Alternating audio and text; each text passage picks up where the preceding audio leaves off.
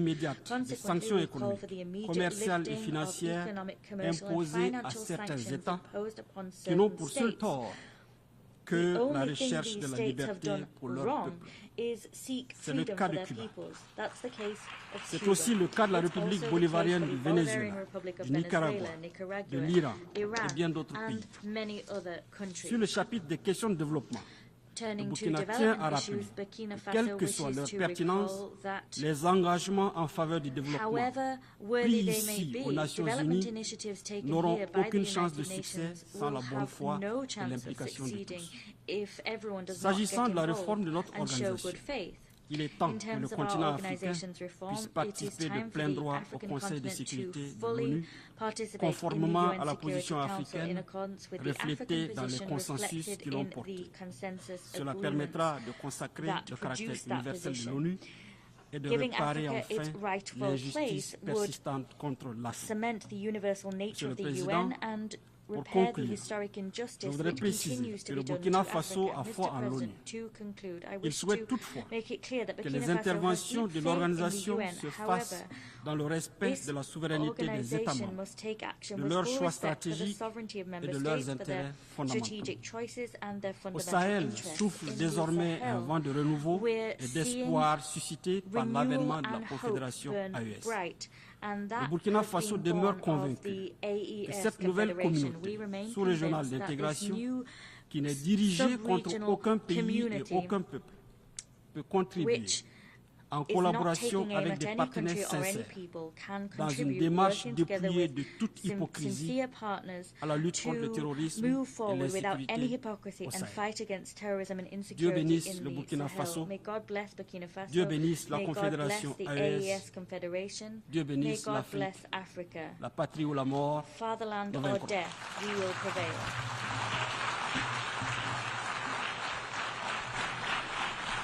I thank the Minister of Foreign Affairs, Regional Cooperation, and Burkinabe abroad of Burkina Faso.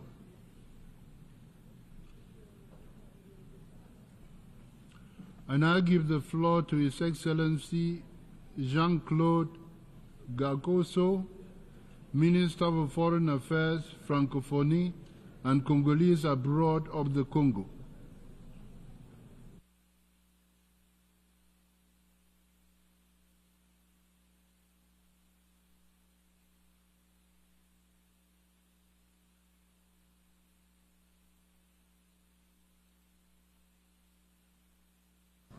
Monsieur le Président de l'Assemblée générale, President of the General Assembly, Monsieur le Secrétaire Secretary général des General Nations of Unies, the United Nations, Mesdames et Messieurs les chefs d'État et de distinguished heads of gouvernement, state and government, Mesdames et Messieurs les ministres, distinguished Mesdames et ministers, Messieurs les ambassadeurs, chers amis, ambassadors, dear friends, je voudrais, first and avant tout foremost, propos, I would like exprimer ma grande to admiration convey my deep pour Monsieur Philémon admiration Yang, for Mr. Philemon Yang, personnalité a man de grande of renommée great renown sur le continent on the africain, African continent, brillamment who élu was so brilliantly elected à la présidence as de notre president Assemblée of our assembly, et que nous avons vu diriger and who notre has débat led our avec debate dextérité. with outstanding Monsieur le skill. Président, notre Mr. monde, President, la plupart des orateurs l'ont Our dit world, à as cette most speakers tribune, have said from this notre very monde podium, est effectivement is indeed à la croisée des standing chemins.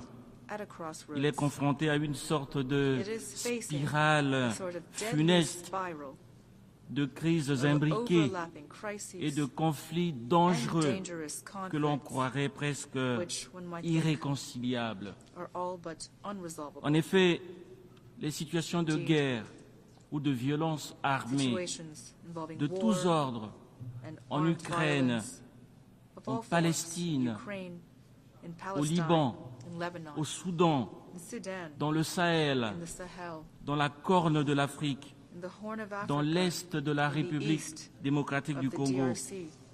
Situation These are dont situations la liste that I could n'est malheureusement pas unfortunately exhaustive continue et to auquel il list faut bien ajouter for quite some time. la crise climatique, And that is on top of the le climate fardeau crisis, insoutenable de la dette crippling debt burdens, et bien sûr le and of course, spectre the apocalyptique specter d'une guerre of nuclear nucléaire war.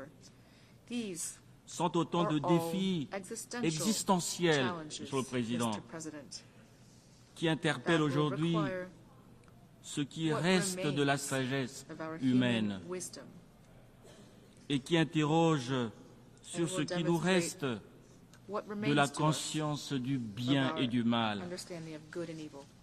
Toutes ces situations, All these situations, chacun de nous dans cette salle le sait, all of us in sont this room know it, largement révélatrices, are profoundly en même temps qu'elles revealing. sont tributaires At the same de time, la they are vanité enthralled humaine. to human vanity. Elles sont le reflet They fidèle faithfully reflect de la propension the irrepressible irrépressible desire de certains of d'entre some of nous us à to dominer dominate absolument, absolutely à and posséder to absolument. possess absolutely.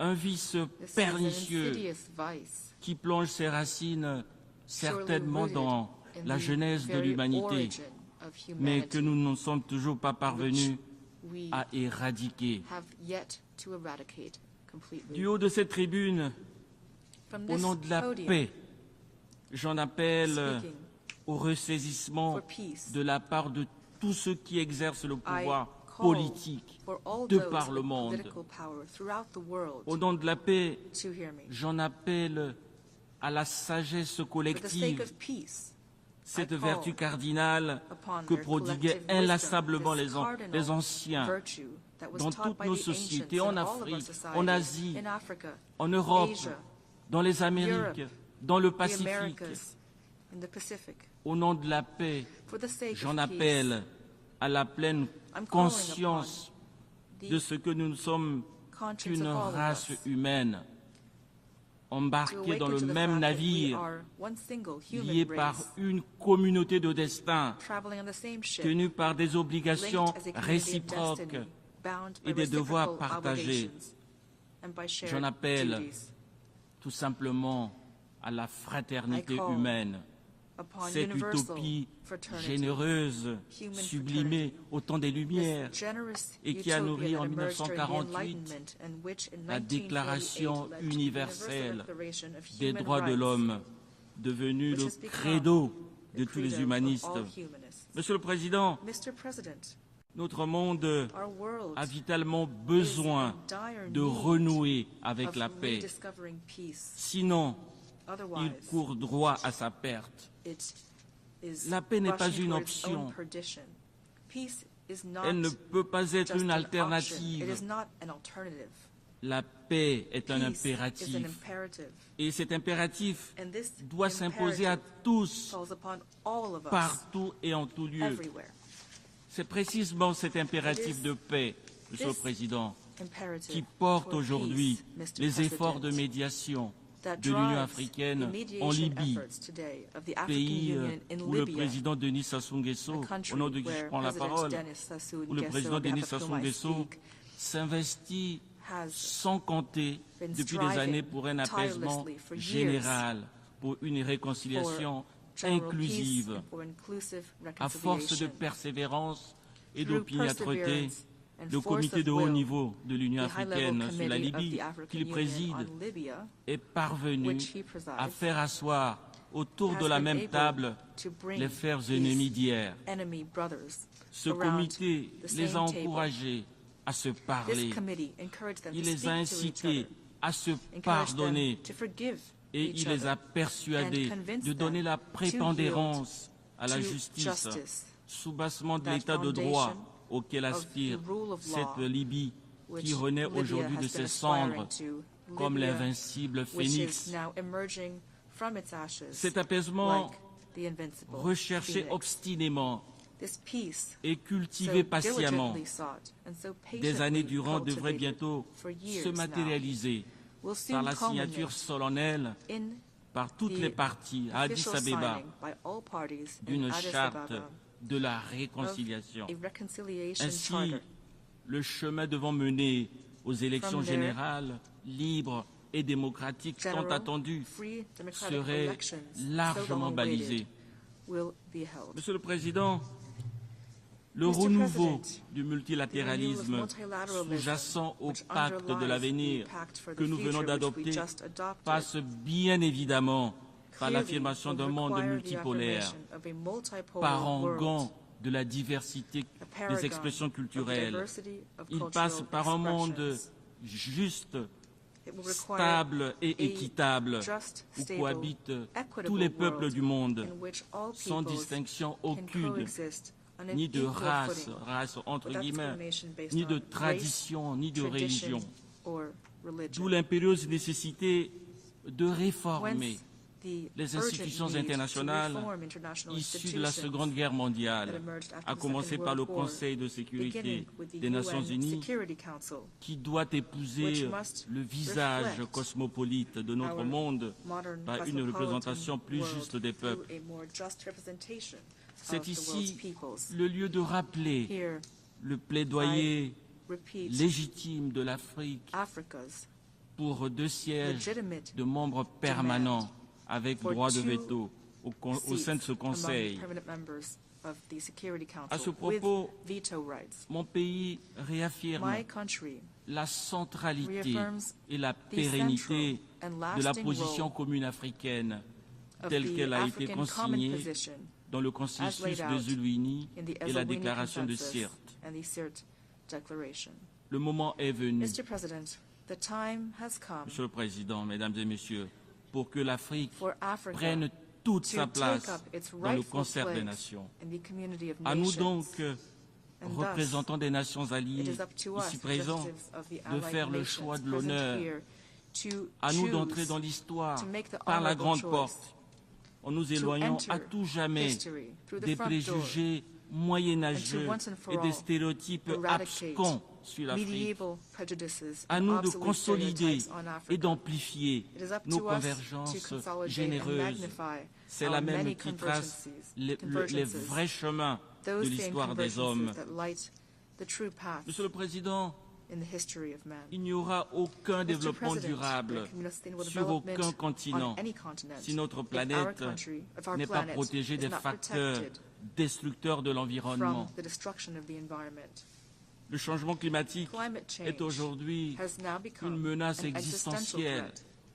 Cette menace, nous le savons, And this est threat, as we multidimensionnelle. know, is multifaceted. La montée des températures, Rising temperatures, la fonte des melting glaciers, glaciers, les inondations disastrous catastrophiques, la rampant désertification desertification, déferlante, la démolition de la biodiversité, destruction of biodiversity, l'irruption des épidémies et l'exode des epidemic populations que tout outbreaks, cela the entraîne exodus of populations sont la parfaite caused by all illustration of the de aforementioned la factors.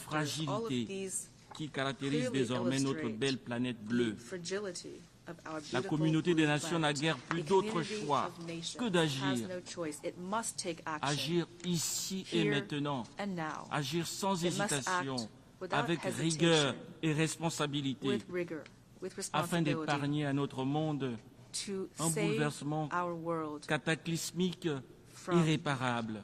an irreversible cataclysm.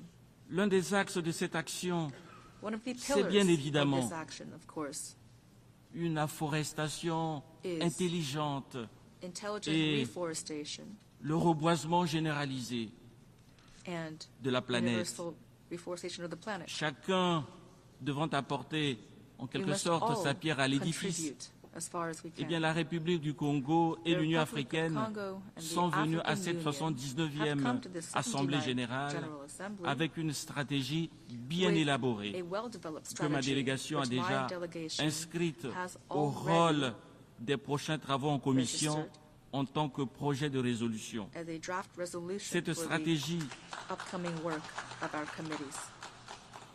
cette stratégie strategy pour laquelle je sollicite par for which anticipation I l'adhésion here de notre Assemblée call for the support vise of our l'augmentation substantielle, aims progressive at a et irréversible significant, steady and de la irreversible superficie forestière increase mondiale, of global et forest ce, cover sur la base based d'une on coopération internationale cooperation qui mutualise harmonieusement which les activités d'afforestation combines et de reforestation and reboisement forest sur rehabilitation l'ensemble du activities globe, throughout the le world. tout dans une démarche All of this will be solidaire, based on coordonnée, a cooperative, concertée coordinated, et consensuelle concerted, entre les États. consensus-based approach Monsieur le Président, between states. Mr. je ne saurais President, quitter cette tribune before leaving the sans podium, revenir sur une I would like to situation speak about a qui situation interpelle notre conscience, that une is situation pricking our devant conscience. laquelle, It is a situation moralement, nous ne pouvons baisser les bras. that will Il not s'agit allow de us ce morally to stand sempiternel idly by. blocus I'm speaking of the infligé à protracted Cuba. blockade. Un blocus dont la Cuba. durée tend This petit à embargo, petit which vers un siècle. will soon have lasted a Un century. blocus qui cause embargo d'indicibles that souffrances is causing aux unthinkable populations suffering innocentes de ce pays. to the innocent Il y a bien people longtemps, Monsieur le of this Président, country. que ce blocus, que Mr. d'ailleurs beaucoup President, d'Américains eux-mêmes trouvent This anachronique, embargo, which many il y a bien longtemps Americans que ce themselves blocus find archaic, aurait dû this être embargo tout simplement should long aboli. ago have been simply abolished.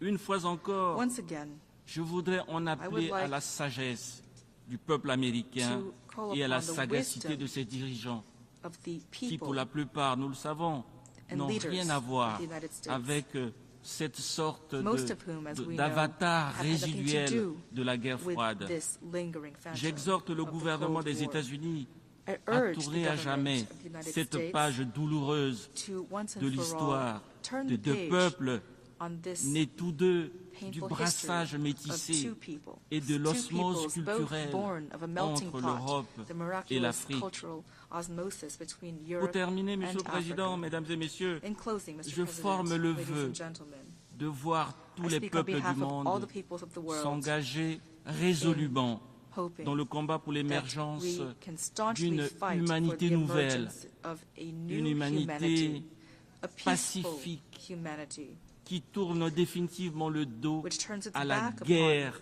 et à la war mort and et death, qui mutualise ses solidarités. and which Une stands side by humanité side with each other. authentique An qui authentic combat sans humanity merci cette pauvreté endémique which tirelessly qui fait tant de combats ravages dans les pays en endemic développement, poverty, a poverty qui est un that is véritable ravaging cancer developing dans notre countries, which société is a globale real cancer et upon qui our est l'une des global causes society, principales which is one of de the ces root frustrations causes et de ces of the violences frustration and qui violence obscurcissent that dans l'horizon de is l'espoir. the horizons, Une our horizons humanité of hope. fraternelle, A fraternal comme l'imaginait humanity, dans cette même ville où nous sommes as le imagined grand in this artiste qui very city était by the John great artist Lennon. John Lennon. Enfin, une humanité And arc-en-ciel, lastly, a comme humanity le as rêvait, rainbow, comme la rêvait as dreamed au of fond de sa from prison the depths of his le prison grand cell baobab by the qui great était Nelson Mandela, Nelson Mandela. standing tall and proud as a Je vous baobab remercie. tree. Thank you. I thank the Minister for Foreign Affairs, Francophonie and Congolese abroad of the Congo. I now give the floor to His Excellency Ahmed Attaf, Minister of Foreign Affairs and National Community abroad of Algeria.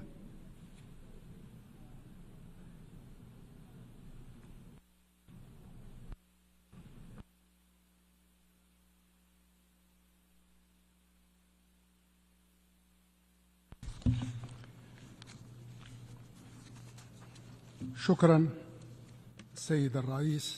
Thank you, Mr. President.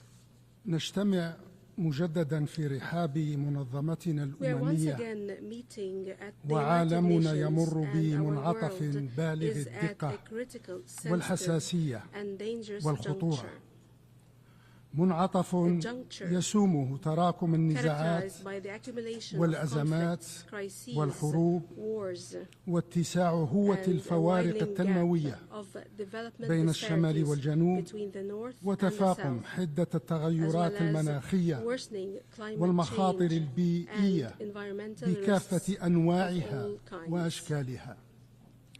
ومنعطف A juncture يكشف عن حجم العجز that الذي reveals the magnitude أصاب of منظومة the الأمن shortcomings الجماعي that have afflicted في the ظل collective النزعة security إلى system حل in light الخلافات of the بالقوة tendency to resolve differences by واللجوء force المفرط and والانتقائي excessive and selective للإجراءات use of العقابية unilateral أحادية الجانب punitive measures, والتراخي في الوفاء بالالتزامات failure المعقودة to fulfill والاستخفاف commitments بالشرعية undertaken, الدولية and the disregard for وكذا international legitimacy, استفحال as ظاهرة well as the الاستقطاب increasing وما polarization صاحبها and من تغييب accompanying دور absence مجلس of الأمن the role of the Security ومن Council اضمحلال and the يطال erosion العمل of الدولي multilateral متعدد international الأطراف action برمته. as a whole. وأخيرا وليس Last but not least, آخرا، منعطف it is يضع a على juncture المحك that puts at منظومة stake العلاقات the entire الدولية system of بأسرها international relations بما تقوم عليه من قواعد with the rules, ومبادئ principles, وضوابط and قننها controls ميثاق that has الأمم been المتحدة codified in the Charter of the وبما United تستند Nations إليه من and آليات the mechanisms, وهياكل structures, ومؤسسات and institutions تم that it is وضعها based on في that have خدمة been put in ما place يربط to بلداننا serve من تطلعات the aspirations وطموحات and purposes ومقاصد. and ambitions that bind من our هذا countries. المنظور From this perspective, فإن استشراف العقد الثامن looking ahead من to the عمر eighth منظمة decade الأمم of the المتحدة United يجب Nations أن يكون Organization must فرصة be an opportunity لتجديد to تمسكنا renew our بما commitment يجمعنا من منظومة to دولية the system تقوم that على brings us سيادة together, القانون that is based لا سيادة القوة، on the rule of law, وعلى not قوة the rule القانون، of force, لا that is based قانون on the القوة، power of the law, not the وعلى law قوة of المنطق، power, that لا is based منطق on the power of القوة. reason, not the logic of power. إننا أحوج ما نكون We are اليوم in a dire need today لإعادة التزامنا to restore واحتكامنا our إلى commitment ميثاق to الأمم and المتحدة respect for the United وإلى Nations قواعد Charter القانون الدولي and the rules of international التي law, نتساوى جميعا before أمامها which we are all وفي equal. واجب احترامها والتقيد بها. We all have a duty فما to يحدث respect في and غزة abide by those rules. من حرب إبادة جماعية ongoing متواصلة Genocide منذ in ما Gaza يقرب that has العام continued كاملا، for almost وما 1 year, يحدث من امتداد and the هذه recent الحرب spillover إلى الضفة of this الغربية war مؤخرا into the West Bank وإلى and لبنان Lebanon, راهنا، وما يحدث في المنطقة بأكملها and من تصعيد إسرائيلي متعدد الأوجه والجبهات، multifaceted, multi-front كل هذا Israeli escalation in the entire كل region, هذا ما كان ليكون all of which لو أن المجموعة could not have الدولية happened اتخذت if the في international حينه community at the time موقفا had حازما taken a firm يفرض على stand الاحتلال الإسرائيلي that الاستيطاني forces the Israeli ما فرض على غيره settlement occupation من what has إجراءات been imposed عقابية on others, وتدابير namely رضعية punitive and deterrent قننها measures ميثاق as set منظمتنا forth هذه في in the Charter الفصل of the السابع United من Nations ميثاقه. under Chapter 7. فالأحرى بالمجموعة الدولية اليوم The international أن تسارع community لوضع today حد should hasten to put an end للجحيم to the المسلط على inferno الشعبين against the Palestinian الفلسطيني and Lebanese peoples, واللبناني، وأن تكبح and جماح to rein المحتل in the الإسرائيلي Israeli occupier ورغبته في إدخال منطقة الشرق and الأوسط its desire في دوامة من الأزمات والصراعات engulf the Middle East region والحروب into a state الدائمة of crisis, conflict, واللامتناهية، and endless war. كما يجدر بالمجموعة The الدولية international community should أن also تدرك أنها أمام مرحلة that it is فارقة facing a decisive ومفصلية من phase تاريخ in the القضية history of the الفلسطينية، Palestinian question. مرحلة لا تقبل العودة A phase that does لما not قبلها، accept a return to مرحلة the لا status quo تقبل ante. التردد أو A phase التقاعس that does not accept في دعم hesitation المشروع الوطني or الفلسطيني، inaction in ومرحلة supporting the تتحمل national Palestinian ومرحلة project. لا تتحمل التماطل أو التسويف A phase في دعم does التوجه not allow نحو for إقامة الدولة procrastination الفلسطينية in المستقلة supporting the move والسيدة towards the establishment كحل of an independent عادل and sovereign Palestinian ودائم state as a just, ونهائي lasting and للصراع final solution الإسرائيلي to the الفلسطيني. Israeli-Palestinian conflict. من هذا المنبر وفي دورتها From this السابقة podium, at its previous ناشد session, رئيس the الجمهورية President of the Republic, السيد عبد Mr. المجيد Abdulmajid Tebboune, جمعيتنا هاته appealed to our United Nations بالتعجيل في قبول organization العضوية to الكاملة expedite the admission لدولة فلسطين، of the full membership of the state وقد of كان Palestine. ذلك في ظروف أقل This اضطرابا has been done وتأزما in a less ومأساوية volatile, tense, في and الأراضي tragic الفلسطينية circumstance المحتلة in the occupied وفي سائر Palestinian territory الجوار and throughout الفلسطيني. the أما neighboring اليوم region of Palestine. والقضية الفلسطينية Today, تمر the question of Palestine بأحلك is مراحلها at its التاريخية darkest على الإطلاق، historical chapter فقد ever. أصبح هذا التوجه This يفرض نفسه approach بكل حتمية is inevitable وبكل and إلحاح urgent وبكل استعجال. and self-evident. إن العضوية the الكاملة full membership لدولة فلسطين بمنظمتنا هاته in this organization تظل خطوة حاسمة remains a crucial step نحو الحفاظ towards على حل الدولتين the preservation of the ونحو two-state solution, التصدي لما يعد له الاحتلال الإسرائيلي من addressing عدة لإفشاله what the Israeli بل occupation is gearing لإجهاضه up to ونحو thwart, صون ثوابت حل step الصراع towards العربي safeguarding the الإسرائيلي tenets of resolving the ومقومات الأمن Arab-Israeli والاستقرار conflict and the في pillars of المنطقة. security and stability in the region. أما فيما يتعلق بتطورات With الأوضاع regard to في developments جوارنا الإقليمي in our regional فإن neighborhood, قناعة الجزائر Algeria's تبقى conviction remains راسخة firm من أن مقارعة التحديات that in order المتشعبة to address التي the تواجهها diverse دول challenges وشعوب facing المنطقة the states and peoples of تتطلب the دعما region دوليا require والتفافا an عالميا international support and global لرفع commitment مختلف الرهانات to address the التي different ترمي challenges بثقلها that weigh في عموم heavily فضاء on our انتمائنا الإفريقي. Pan-African space. وفي ذات الفضاء تتطلع بلادي This إلى is fully تصفية the case الاستعمار. for the Sahel region.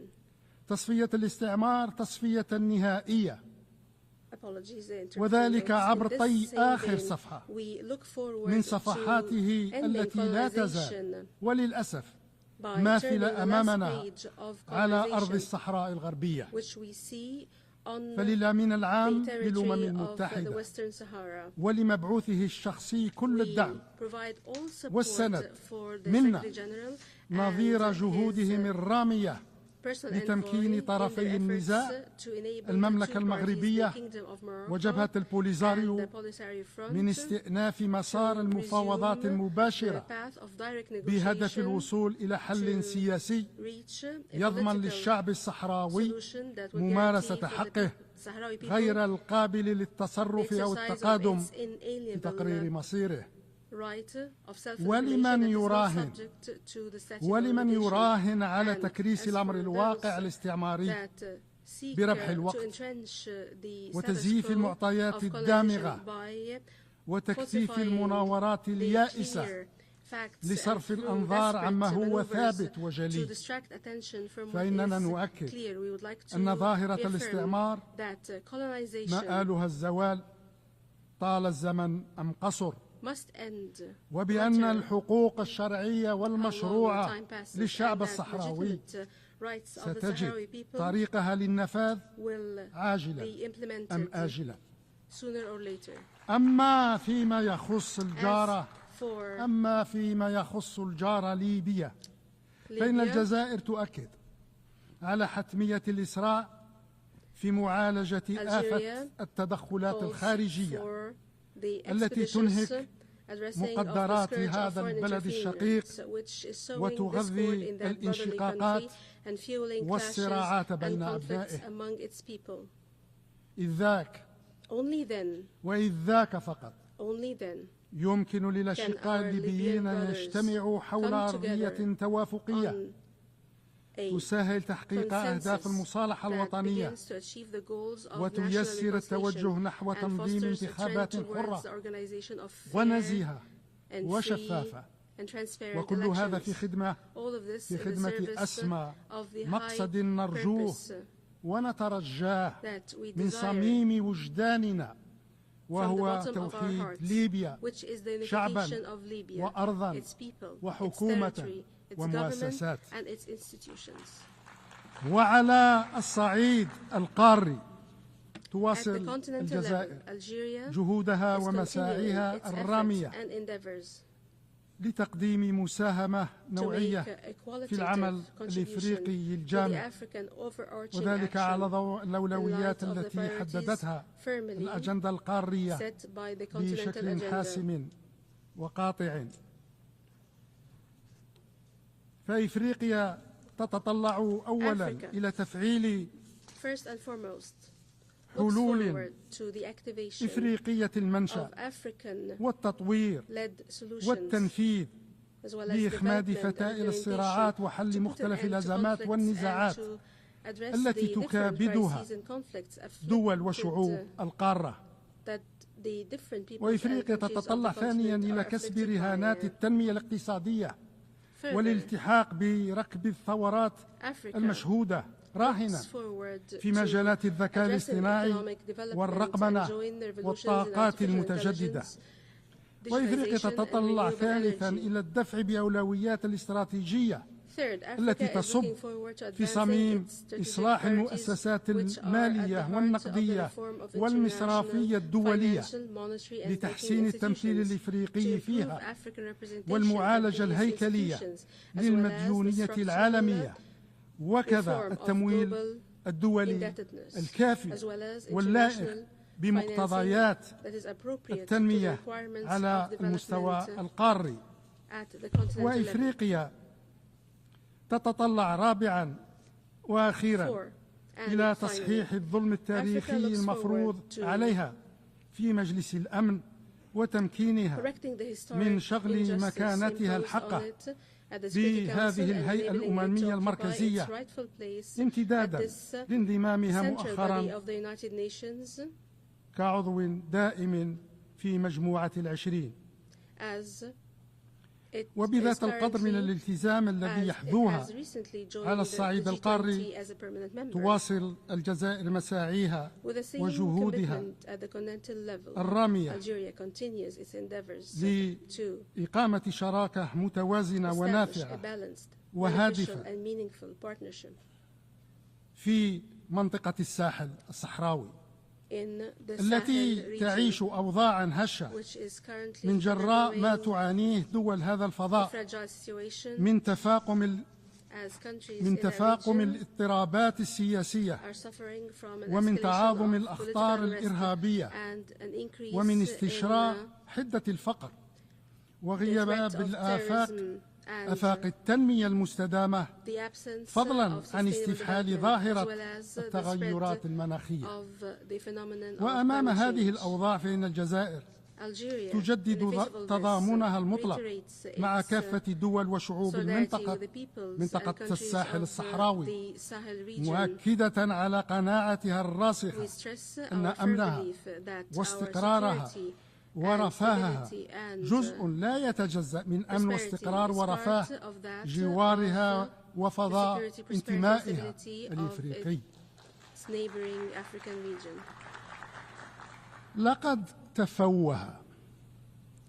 لقد تفوه ممثل دولة A representative من هذا الجوار of a country ومن هذا from this الفضاء region and from this space وتجرأ على بلدي have in بكلام brazen language وضيع attacked my لا country يليق with base البتة language that should not بوقار be مقام dignified كهذا with a reply ولا يصح البتة مجارته of في this الاندفاع level should اللفظي not be التافه. becoming of this والدنيء. noble إن مثل podium. هذه اللغة المنحطة This base قليلة الأدب language, impolite لن language, يرد عليها بلدي will not be met by إلا my بلغة country مؤدبة راقية except by a polite language, وهي اللغة one التي that تعكس truly بصدق reflects وفاءه our وإخلاصه لما loyalty and يجمعه sincerity بدول وشعوب المنطقة to من the روابط deep-rooted, متجذرة unwavering لا bonds تتأثر and deep-seated ولا تهتز بالعوامل الظرفية desires and العابرة links in the region في which سوءها cannot be shaken by وعلى transit رداءة من circumstances يقفون وراء and the triviality إذكائها. of those who are behind it. ولدى بلدي إرادة صلبة My ويد country ممدودة has a firm and وصدر long-standing رحب will, and, كلما اقتضت our الظروف hands are التعاطي extended to our مع brothers كل as أشقائنا we seek من أجل to بناء صرح ساحلي build with our brothers ينعم بالأمن والأمان Sahel والسكينة. edifice that enjoys إن security الجزائر and prosperity. اليوم تخطو Algeria خطوات today ثابتة is taking ورصينة firm steps على النهج القويم الذي أرساه رئيس الجمهورية السيد clear عبد المجيد path تبون set forth by لتقوية our الاستقرار President السياسي عبد المجيد والمؤسسات تبون to للبلاد. enhance ولبناء اقتصاد وطني قوي ومتنوع ينهي التبعية لقطاع المحروقات ولتعزيز الطابع الاجتماعي للدولة الجزائرية كمبدأ ثابت وكإرث راسخ من إرث ثورتنا التحريرية المجيدة. وقد أثمر هذا النهج أولى ثماره بتكريس أمن واستقرار البلاد وترسيخ مسارها الديمقراطي، لا سيما خلال الانتخابات الرئاسية الأخيرة، وكذا بإرساء مقومات نهضة اقتصادية كاملة وشاملة، وهي النهضة التي أعادت للاقتصاد الوطني مكانته في إفريقيا ضمن أقوى الاقتصاديات الثلاث قاريا، وفتحت المجال واسعا أمام فرص التعاون والشراكة المربحة لكافة الأطراف فيها. على ضوء هذه الإنجازات تعمل الجزائر على تعزيز علاقاتها مع جميع الدول الشقيقة والصديقة والشريكة في فضاءات انتمائها وخارج فضاءات الانتماء هذا. كما يرنو بلدي لمواصلة العمل بشكل وثيق مع كافة الدول الأعضاء في منظمتنا الأممية التي تقاسمنا نفس الالتزام وتشاطرنا ذات الحرص على إعلاء المبادئ والقيم المكرسة في ميثاق الأمم المتحدة.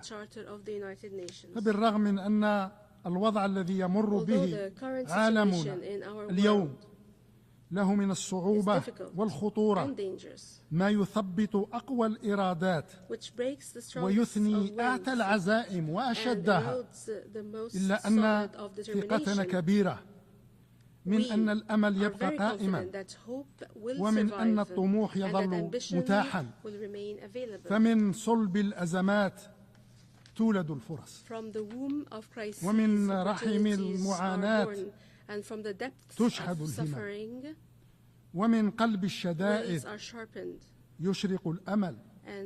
في غد نرجو من أعماق قلوبنا أن يكون أفضل للأجيال الحالية وللأجيال الآتية. وشكرا سيادة الرئيس.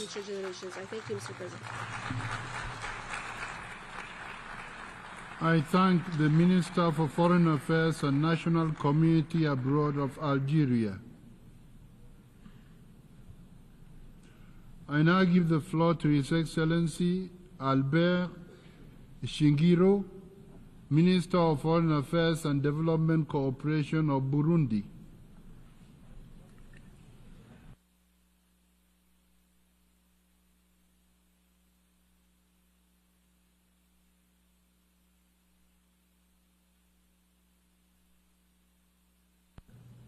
Monsieur le Président, Mr. President, Excellences, Mesdames, Messieurs, les chefs d'État et de gouvernement, Excellences, Mesdames, Messieurs les ministres, chers collègues, Monsieur Antonio Guterres, Secrétaire général des Nations Unies, distingués invités, Mesdames, Messieurs, tout protocole observé. C'est un grand honneur et un privilège pour moi de m'adresser à cette auguste assemblée au nom du président, Excellence Évariste Ndayishimiye, président de la République du Burundi, qui n'a pas pu être ici parmi vous ce matin et qui m'a délégué pour le représenter dans ces assises, pour y apporter la voix et la position du Burundi sur les défis globaux auxquels le monde fait face à ce moment. Permettez-moi ensuite, Monsieur le Président, de vous exprimer mes chaleureuses félicitations pour votre brillante élection à la présidence de la présente session. Votre sagesse, Monsieur le Président, votre longue et riche expérience politique et diplomatique, votre sens élevé d'écoute et vos qualités de négociateur chevronné sont pour nous les gages de succès de ces assises. Vous pouvez toujours compter sur le plein soutien et l'entière coopération du Burundi tout au long de votre mandat, Monsieur le Président. Monsieur le Président, Votre prédécesseur, l'ambassadeur Denis Francis, mérite autant d'admiration et de reconnaissance pour s'être remarquablement investi dans l'accomplissement de sa mission avec brio durant la session que nous venons de clôturer. Par la même occasion, Monsieur le Président, je ne peux pas ne pas rendre un hommage mérité au secrétaire général des Nations Unies, Antonio Guterres, pour le service rendu à l'humanité à travers son action courageuse en cours pour faire des Nations Unies une organisation proche des peuples, malgré le contexte difficile et complexe dans lequel il opère. Monsieur le Président, le thème choisi pour cette session, à savoir l'unité dans la diversité pour avancer la paix, le développement et la dignité humaine partout et pour tous, est d'autant plus opportun que le monde que nous vivons aujourd'hui s'achemine à grands pas vers la désunion et la remise en cause des valeurs de paix, de solidarité et de compréhension mutuelle. Une désunion doublée des radicalismes de type nouveau qui éloigne les États membres de s'accorder sur la manière de s'attaquer aux défis mondiaux dans l'esprit de compromis et de confiance mutuelle. En effet, Monsieur le Président, aujourd'hui plus que jamais, la plupart d'entre nous agissons comme si nous étions seuls au monde, comme si les autres n'existaient pas ou ne comptaient pas. La solidarité est devenue une denrée rare au moment où nous en avons le plus besoin. La rupture des valeurs positives dans tous les coins du monde est devenue une monnaie courante. Or, nous savons que tous les conflits, qu'ils soient directs ou de proxy, que le monde a connu procèdent de cette même logique. La négation de l'autre, de ses intérêts, que celle-ci soit culturelle, religieuse, civilisationnelle, bref, la perte de la confiance, les tensions autour des positionnements géostratégiques, la désinformation délibérée polarise les pays et paralyse les sociétés dans un monde de plus en plus et dans une situation de plus en plus inquiétante. Comme il convient nécessairement en pareil cas, Monsieur le Président, mon pays, le Burundi, condamne fermement tous ceux qui veulent imposer aux autres leur point de vue, leurs pratiques, leurs propres valeurs, leurs pensées à travers la diplomatie des muscles, leur conditionnalité politique de l'aide au développement, tout en oubliant, Monsieur le Président, que le monde est pluriel, que la différence dans la diversité constitue une grande richesse, une force motrice du développement pour la croissance économique et l'épanouissement de nos sociétés. Bien comprise à sa juste valeur, la diversité dans toutes ses dimensions est une mine de possibilités, d'opportunités et inspirations variées. La richesse des points de vue, des expériences, des leçons apprises apportent une variété d'idées, de perspectives, de connaissances, de la compréhension et de l'acceptation de l'autre qui peuvent améliorer de manière significative la capacité d'une société à prospérer, à comprendre les différentes perspectives et vivre ainsi en paix, en harmonie avec l'environnement immédiat et lointain. Comme vous le savez, Monsieur le Président, la diversité culturelle, les valeurs constituent un puissant levier pour tisser des liens au-delà des différences. Elle fédère les populations, soutient ainsi la cohésion sociale, la paix, la sécurité et la coexistence pacifique. Malgré cette fonction unificatrice, les 20 dernières années ont été marquées par l'instrumentalisation croissante de la culture, des valeurs, à des fins de division et de tensions.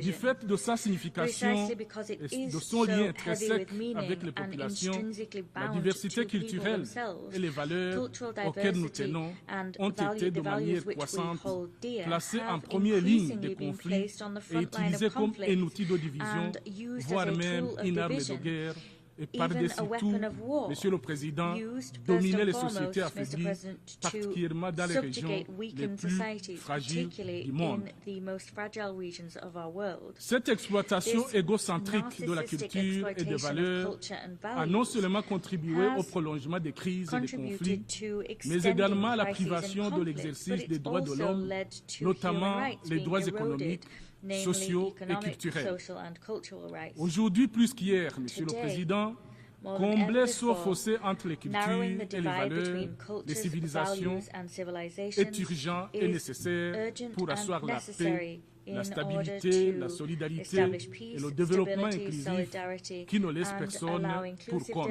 development which leaves no one Monsieur le behind. Président, Mr. President, le monde que nous vivons the aujourd'hui world that we a live plus in que jamais today besoin d'une approche needs now more consensuelle than ever before pour faire a face aux défis majeurs consensus-based approach comme les conflits to qui major continuent de faire challenges, rage, such as the conflicts les which catastrophes continue to naturelles, rage, natural les changements disasters, climatiques qui s'aggravent, climate change which la is pauvreté, worsening, les inégalités poverty qui sont and omniprésentes, inequality which are omnipresent, la méfiance et les mistrust tensions, and les dissensions discord qui which divisent le are monde, dividing the world. l'esprit de compromis qui Our s'effrite, spirit of compromise la is solidarité fading. internationale en perte de International vitesse, solidarity sans is oublier losing les momentum. objectifs And de of développement course, there are durable these qui sustainable sont très loin development goals d'être which are atteints. very far indeed from being S'agissant achieved. de son rôle dans la construction In d'un terms avenir meilleur Of et its d'un ordre role in mondial building fondé a sur la better règle du future and a droit, global order based on monde the rule of pacifique, law, a peaceful, équitable, equitable, prospère et prosperous and solidaire, le solidarity-based Burundi, world, mon pays, poursuit Burundi, son my ambition country, de continues consolider les to relations pursue its d'amitié et de ambition of coopération building relations fondées sur le of principe friendship and cooperation d'égalité based on the souveraine principle of et le sovereign principe equality de la and the confiance principle mutuelle of mutual pour faire du trust. Burundi un Our pays goal is to ami make de Burundi tous a et ennemi de country personne. that is a friend of all Monsieur and le an Président, enemy of le no Burundi one. est Mr. un vrai President, partisan Burundi is du a true multilatéralisme advocate of où tous les pays, multilateralism. quelle que A soit leur taille, multilateralism in which leur all niveau de countries, whatever développement, their size, ont level un of rôle à development, jouer have a role to et faire play face aux défis in addressing du moment the que vous-même, challenges Monsieur le of our Président, time. ainsi que le secrétaire You général de notre yourself, organisation Mr. President, ont and déjà our Secretary évoqué à General juste titre. already said as much. À Quite cet égard, rightly indeed. Monsieur le Président, In this le regard, Burundi s'oppose Burundi aux mesures opposes unilatérales unilateral imposées measures par imposed certains by acteurs, certain lesquelles mesures peuvent stakeholders. conduire à l'érosion, These measures à la can destruction des tissus sociaux unravel and dans destroy les sociétés et social les pays fabric ciblés. in the countries and societies Quant à la mise en targeted. œuvre de l'agenda 2030 Turning now des to the Nations Unies, implementation of Monsieur le UN Président, Agenda 2030, si rien n'est Mr. fait pour President, renverser les if tendances nothing is actuelles, done to reverse current Monsieur le trends, Président, nous nous dirigeons we graduellement are slowly vers le heading renoncement de la towards promesse faite a en situation 2015 where we dans cette fail même to salle. uphold the promise that we À made to seulement 6 ans humankind de la in date butoir, 2015 in this very Monsieur le same Président, hall. le rapport du secrétaire We stand général only 6 sur la mise en œuvre years des from our ODD deadline. montre clairement The que Secretary seuls General's report on the 17-18% SDGs and their des achievement objectifs clearly sont demonstrates that sur la only bonne voie. 17 to 18% Près de la of the moitié ont SDGs peu ou are on track modérément to be progressé, achieved. Almost tandis que half plus d'un have seen tiers only scant ont or moderate stagné ou progress. même More than a régressé. third have seen Face no à une telle progress at situation all, or alarmante, progress has even nous, been undone. les peuples, n'avons In the plus de face temps of à such an perdre. alarming Agissons situation, we ensemble the people have et no vite time to waste. pour sauver We la need to génération act together future and quickly qui nous to jugera save par nos future actions et generations nos actes who will en cas judge us de by non-action. our actions or by Monsieur our le Président, inaction. As il est on ne appropriate. peut plus Mr. crucial President, que la communauté it internationale is crucial redouble that the d'efforts international pour community répondre step up aux divers efforts besoins to et défis address rencontrés the various avec un challenges effort and particulier meet si les pays se needs trouvent dans des that situations exist, particulières, with particular effort comme les being pays made to les moins assist avancés, countries in special les pays situations, en such as développement LDCs, sans littoral, landlocked les developing petits countries États and small insulaires en island développement, developing states. dans The l'objectif de goal renverser here les should be to tendances reverse et current espérer ne trends laisser personne and pour leave compte, no one comme nous behind, l'avons as collectivement we décidé en collectively 2015 agreed to à do in travers 2015 l'agenda 2030 through des the Nations UN Unies. Agenda 2030. Monsieur le Président, au Mr. niveau President, national, nationally, le Burundi, comme Burundi, toutes les autres like nations du all other monde, nations, travaille is d'arrache-pied working night pour and day améliorer to sensiblement la significantly qualité improve de vie its de nos people's populations. quality of life. Le peuple burundais The people of Burundi croit fermement firmly que believe seul that the le chemin qui le conduira only vers la path véritable indépendance towards politique genuine political passe nécessairement vers independence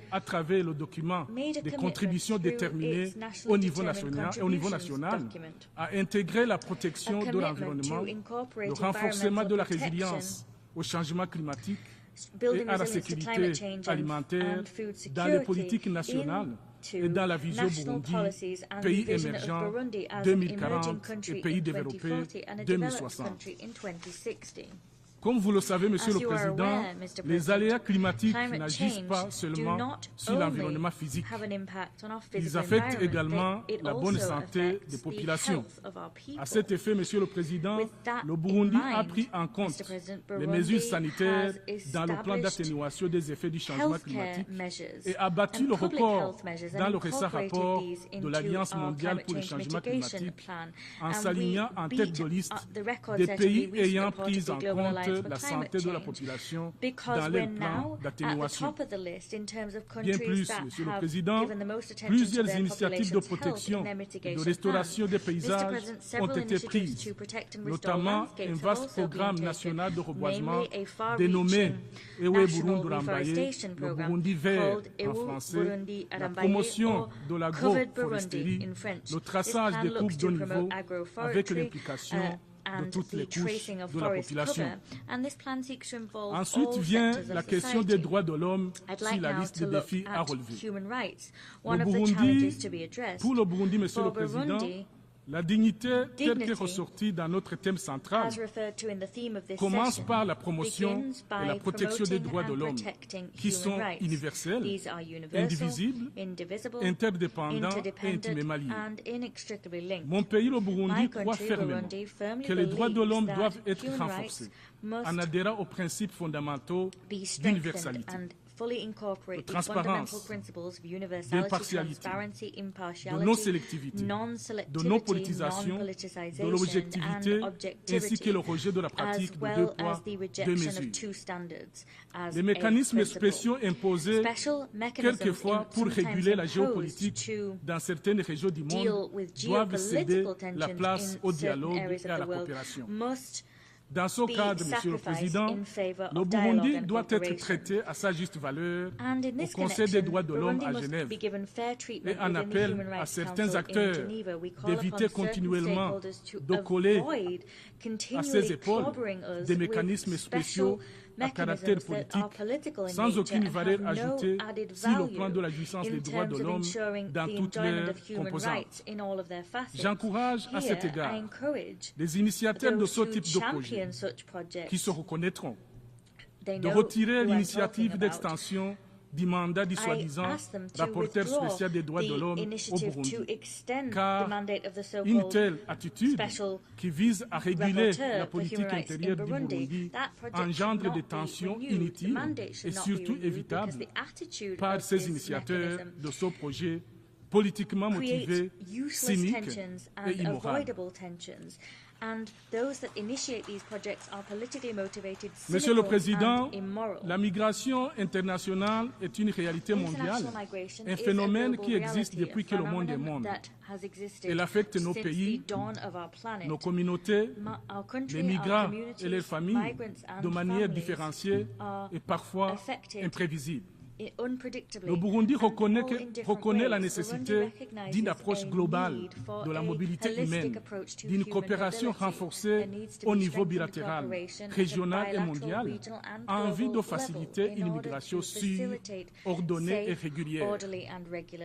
Au niveau national, Monsieur le Président, le Burundi est en train de signer des accords de coopération avec les pays de destination sur la migration de la main-d'œuvre.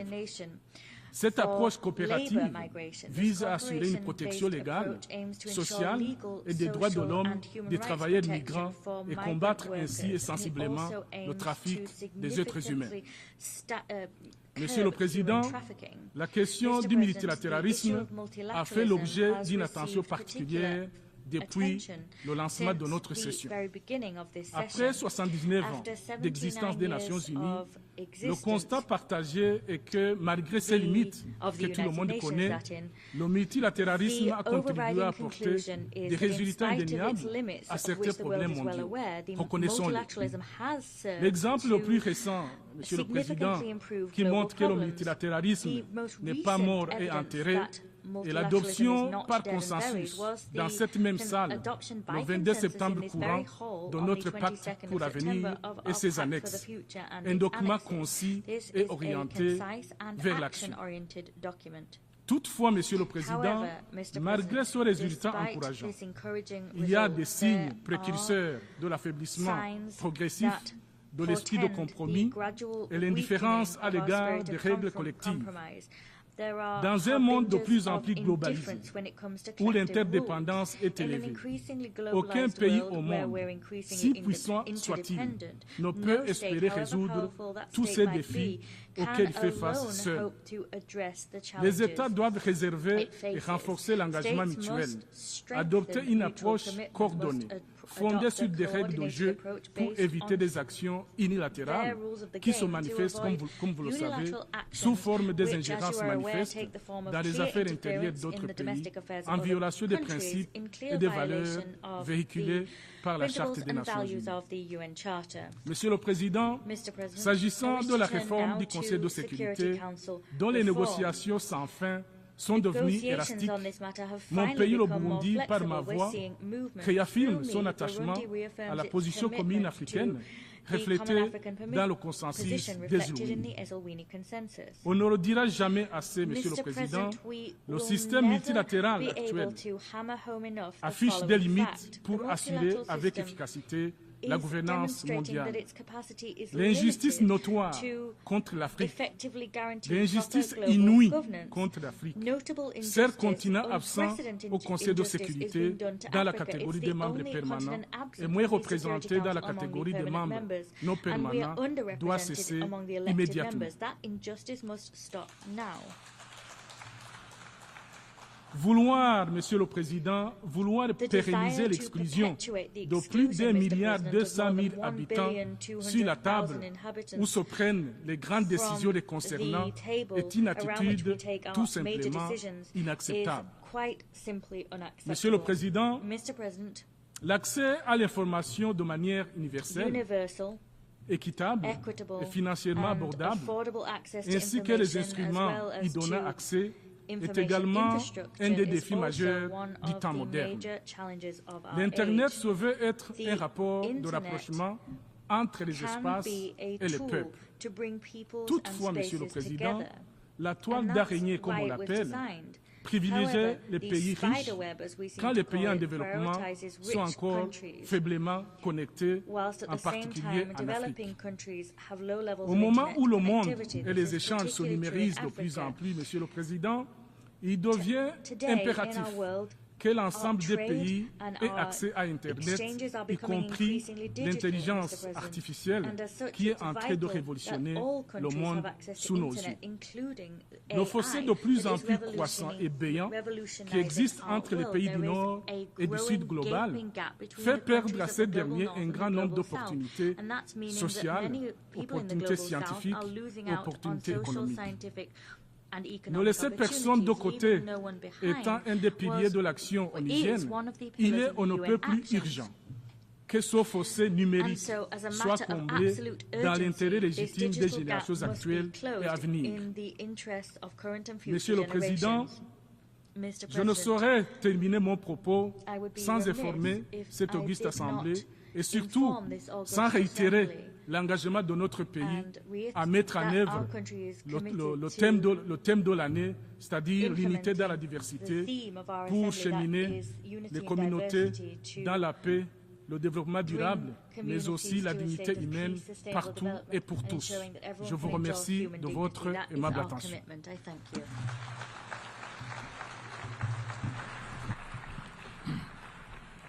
Muchas gracias al ministro. Affairs and Cooperation Doy of ahora la Burundi. palabra I now a la give the floor excelentísima to señora Her Melanie Excellency Joly, Melanie ministra Joly, de Relaciones Minister for Exteriores Foreign del Affairs Canadá. of Canada.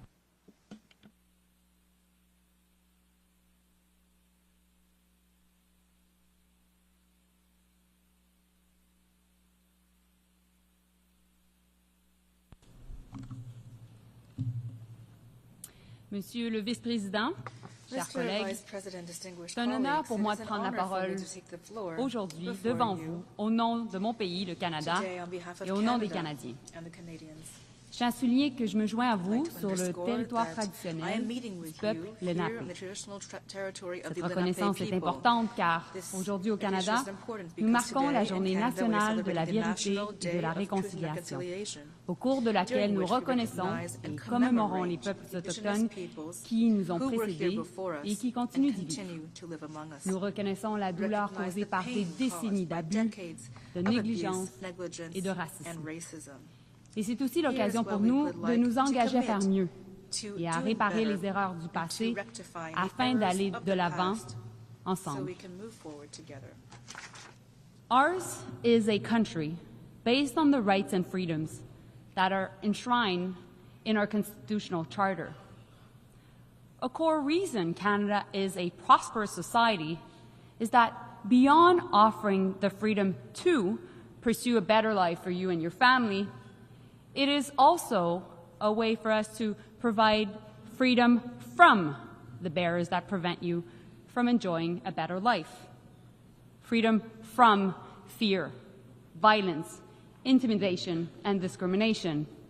Freedoms that foster a sense of inclusivity and belonging.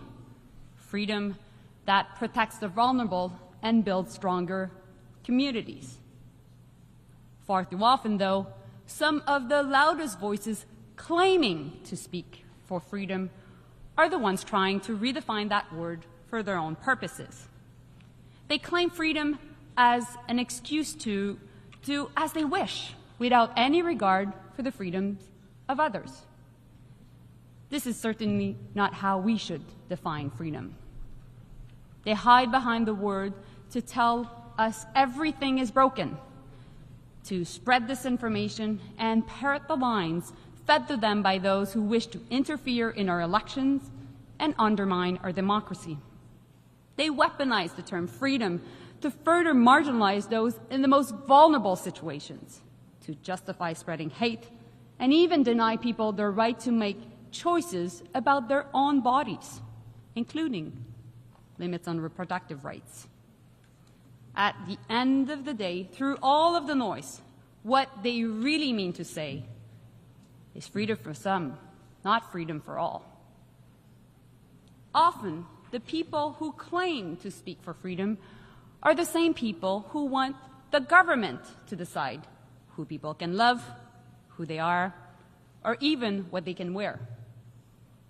We see it in our country. We see it around the world. At the international level, we see it when groups or countries declare that international law doesn't apply to them. In Afghanistan, we see it taken to its extreme as the Taliban continued to impose inhumane rules against women and girls, banning them from being in public so they're invisible, robbing young girls of the fundamental right to an education. How is that respecting human dignity? How is that protecting the best interests of their people? They need to be held accountable. Last week, Canada joined Australia, Germany, and the Netherlands with the support from 22 other countries to take steps to hold Afghanistan accountable under the Convention on the Elimination of All Forms of Discrimination Against Women. The Taliban cannot make international law disappear through simple decrees. Canada is a country that values freedom from oppression, not the freedom to oppress others.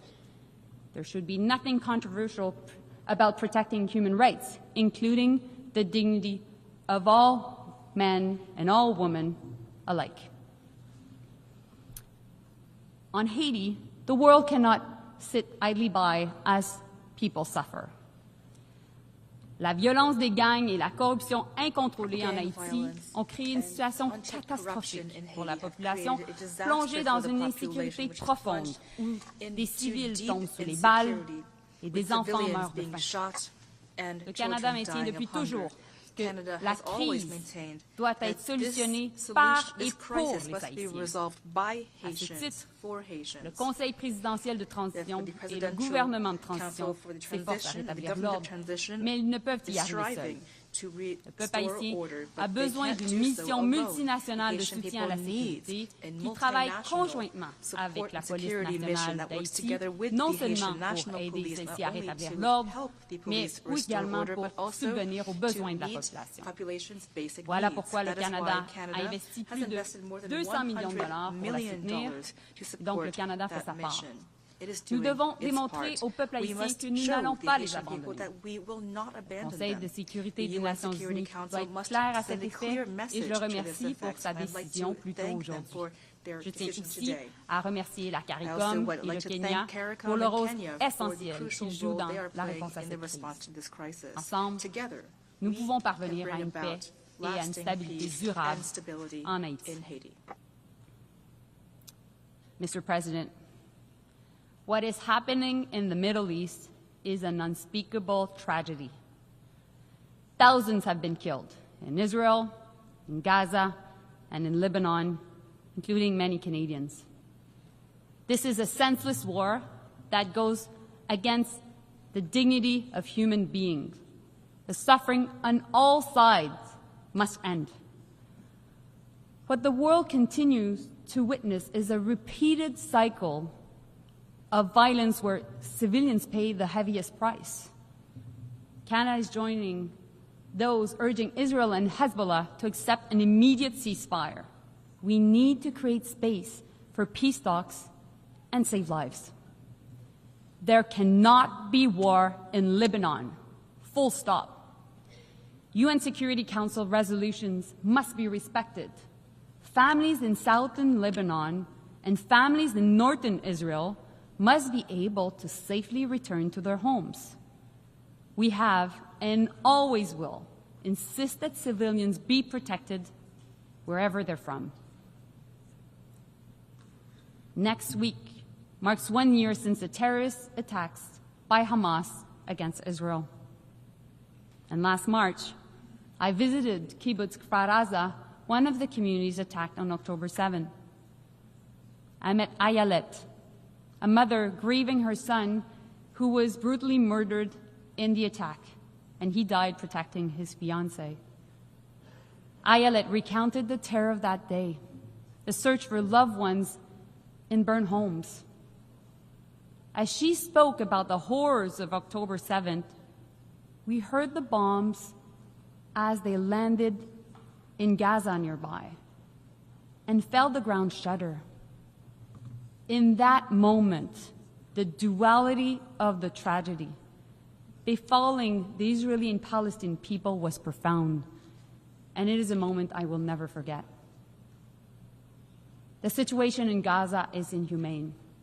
The level of suffering is unacceptable, and it must stop. Innocent Palestinians, women and children cannot pay the price of defeating Hamas. It must end. And a ceasefire is needed immediately. Hostages must be released. This requires both sides making real efforts. Mr. President, for lasting peace, Canada has long advocated for a two-state solution. We believe both Israelis and Palestinians have the right to exist. We all know a negotiated agreement is the best chance for Israelis and Palestinians to live side by side in peace and security. Unfortunately, Hamas, a terrorist organization, continues to operate in Gaza, refuses to release hostages, and refuses to lay down its weapons. And meanwhile, the government of Israel is against the creation of a Palestinian state. Violence against Palestinians by extremist settlers and expansion of settlements by Israel in the West Bank continue unabated. And this is unacceptable. Canada supports the creation of a Palestinian state. That is why we are providing security and development support to Palestinians themselves. We will officially recognize the state of Palestine at the right time, when it is the most conducive to building a lasting peace, and not necessarily as the last step of a negotiated process. More than anything, this conflict has led to unspeakable pain. Communities are hurting. People have the right to protest peacefully, but nobody has the freedom to intimidate others. Polarization is a real problem, and division is real. We have a collective responsibility to bring people together. Mr. President, it's now been 2.5 years since Russia launched its illegal invasion of Ukraine.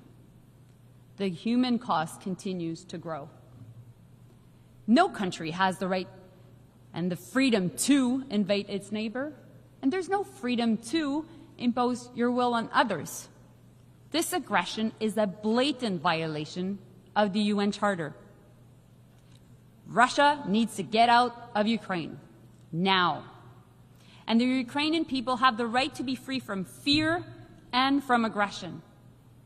They have the right to decide what their own future should be. And Mr. President, we all know that if Russia's aggression goes unchecked here, it will continue. Many countries in the region and the hemisphere are wondering if they will be next.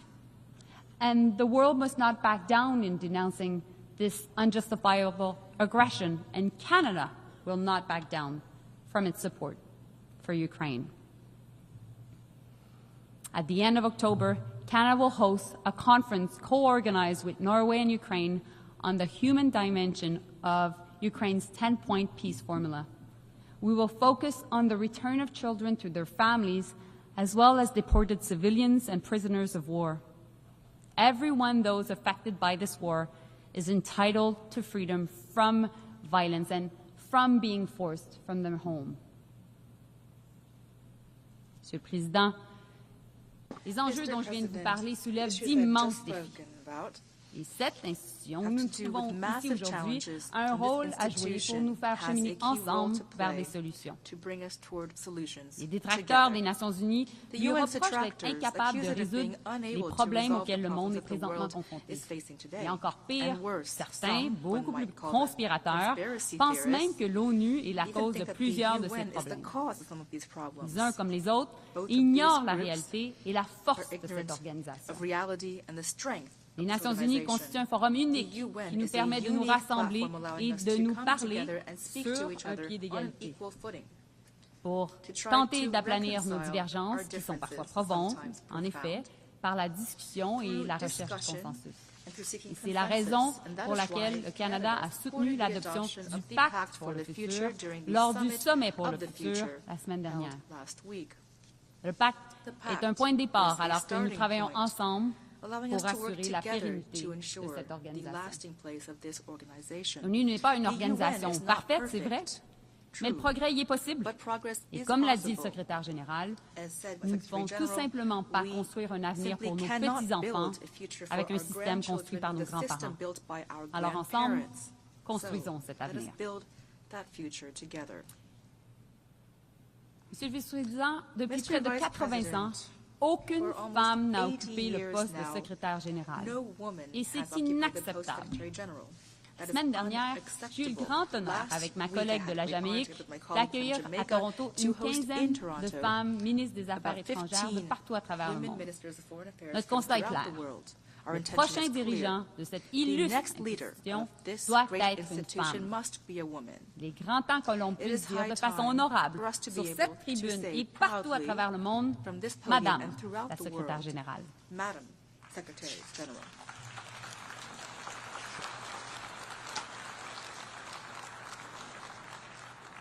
Et je dirais la même chose pour le poste de l'Assemblée générale. Monsieur le vice-président, avec tout le respect que vous m'inspirez et que m'inspire le président également, j'espère que l'année prochaine, les délégués s'adresseront à Madame la présidente. Et je sais que nous sommes nombreuses ici, aujourd'hui, à partager ce souhait.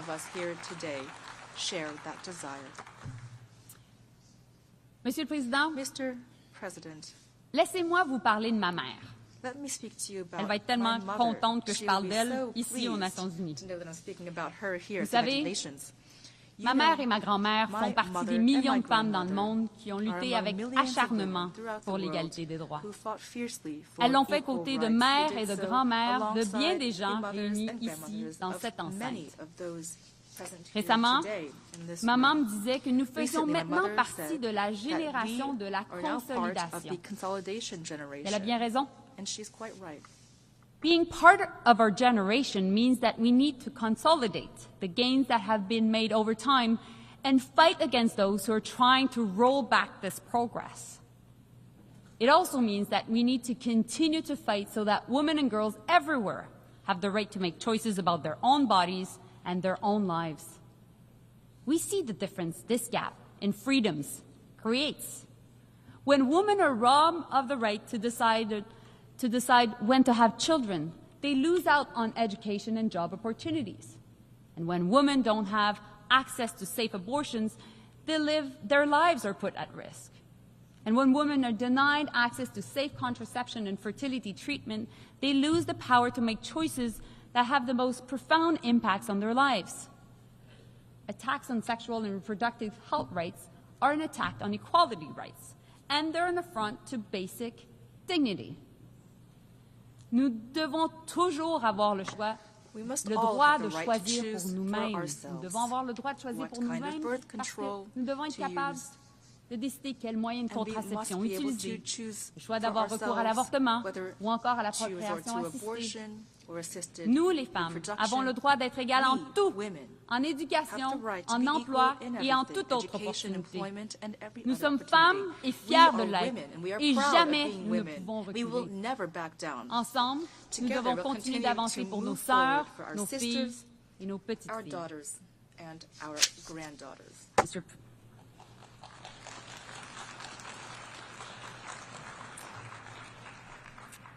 Mr. President, 2 years ago, I stood here and said countries around the world were faced with a choice.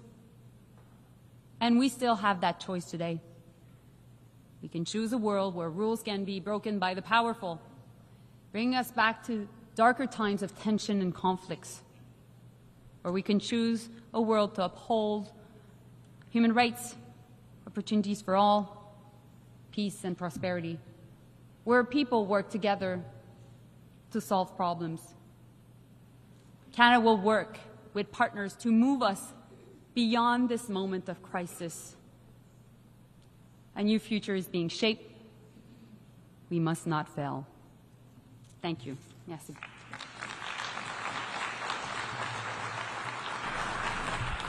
Muchas gracias a la ministra de Relaciones Exteriores del Canadá. Y ofrezco ahora la palabra a Su Excelencia Sean Fleming, Ministro de Estado de Irlanda. Sean Fleming, you have the floor.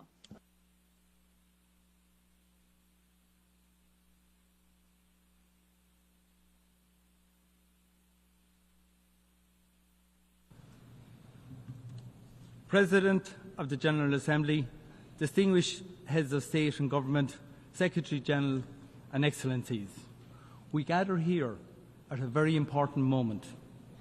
World leaders have agreed a pact for the future, which charts a way forward to meet the challenges facing us as a global community. To do so, we must honour existing commitments, including the Sustainable Development Goals and the 2030 Agenda, and be ready to adapt to new and emerging challenges. It requires us to address the interlocking crises of climate change, conflict, hunger, injustice and underdevelopment. And it requires us to protect the means to achieve progress. For generations, the multilateral system, with the UN Charter at its heart, has driven our best advances. I believe we have a shared responsibility to bring about a world in which each of us can thrive in safety, dignity and peace. We are accountable to those who will follow us and accountable to each other to uphold the UN Charter, to stand up for international law, to ensure the peaceful settlement of disputes, to defend the universal and indivisible nature of human rights, and to pass on to the next generation a functioning multilateral system. Mr. President, the rules-based international order and the international human rights system are our greatest assets in achieving and sustaining peace. Human rights provide a common binding framework. We believe every state has a duty to support and strengthen the international human rights regime and to defend it where it is challenged. That is why Ireland is seeking membership of the Human Rights Council for the period 2027 to 2029. We are doing so because we deeply are committed to human rights. We wish to further contribute to the UN human rights system and the valuable work of the Human Rights Council. We hope that we can count on the support of many of you in this room here today who share our belief in the values and principles we have collectively established. We also have a duty to uphold international law and international legal order. Ireland is fully committed to supporting the essential work of the International Court of Justice and calls on all states to abide by its rulings. Ireland is also wholly committed to the international criminal justice system. The International Criminal Court is a cornerstone of that system and must be allowed to pursue its mandate without fear or favour. We strongly condemn all attempts to intimidate or threaten the ICC, its officials, or those cooperating with the court. There can be no impunity for the most serious crimes of international concern. Mr. President, we're seeing a global backlash against the human rights of women and girls. The gender persecution in Afghanistan stands out for its cruelty and must be denounced. In too many parts of our world, we see hard-won progress threatened and even reversed. We cannot accept this. Our commitment to gender equality must be non-negotiable. We must also address the unacceptable rise in attacks on the right to life, liberty and security of LGBTQI people in all corners of the world. And we must unequivocally condemn all forms of racism, intolerance and hatred, including anti-Semitism, anti-Muslim hatred and the persecution of Christians. Mr. President, we are already seeing the destructive impact of climate change. It is clear that climate change is the driver and multiplier of instability and conflict. Ireland worked hard to address this during our recent term on the Security Council. Climate change threatens each and every one of us. From small island developing states in the Pacific and the Caribbean and elsewhere to countries in Africa, Asia and Latin America. Those who have contributed least to climate change are among the most vulnerable to its impacts. This is an enormous injustice. As we approach COP29, we must do everything we can to reduce fossil fuel emissions. As a fellow island state, Ireland is working to support adaptation and loss and damage activities. We need collective action at speed and at scale to avert the most catastrophic impacts of the climate crisis. Ireland and our EU partners will play our role. At the UN last year and again at the Pact for the Future, we have recommitted to the Sustainable Development Goals. Now we need to act with urgency as progress on these targets falters. Ireland's international development budget is at record levels and per capita. We are one of the strongest providers of humanitarian assistance on this planet. We are firmly committed to global solidarity and to reaching the furthest behind first. We will maintain our focus on action to end hunger and malnutrition, and especially the needless global scandal of child wasting and stunting. We will remain champions of gender equality and the empowerment of women and girls. Mr. President, we face the very real prospect of a regional war in the Middle East. I am deeply concerned at the spiralling violence and the situation in Lebanon. Hezbollah has long been a malign actor in Lebanon and in the region. We have consistently condemned its attacks. But massive and ongoing Israeli airstrikes on densely populated areas are causing indiscriminate death of civilians and destruction on a vast scale. Hundreds of thousands have been forced to flee. A ground war would be truly catastrophic. All parties to conflict have an obligation to abide by the international humanitarian law. There can be no exceptions. I call on all parties to immediately de-escalate, to step back from the brink and to exercise restraint. And I call on all states that have influence, including Iran, to use it constructively. We need to create the space for political and diplomatic solutions and to ensure urgent humanitarian assistance can get to those in desperate need. The violence must stop now. Mr. President, the scale of death and destruction and human misery in Gaza is truly horrific and completely unacceptable. Ireland has consistently condemned Hamas for its heinous attacks in Israel on the 7th of October. The taking of hostages is unconscionable. However, Israel's response has been and is completely disproportionate. We need an immediate ceasefire and hostage deal, followed by a massive surge of humanitarian aid into Gaza. Instead, we are seeing an alarming escalation of the conflict in the West Bank and now in Lebanon. The violence and killing must stop.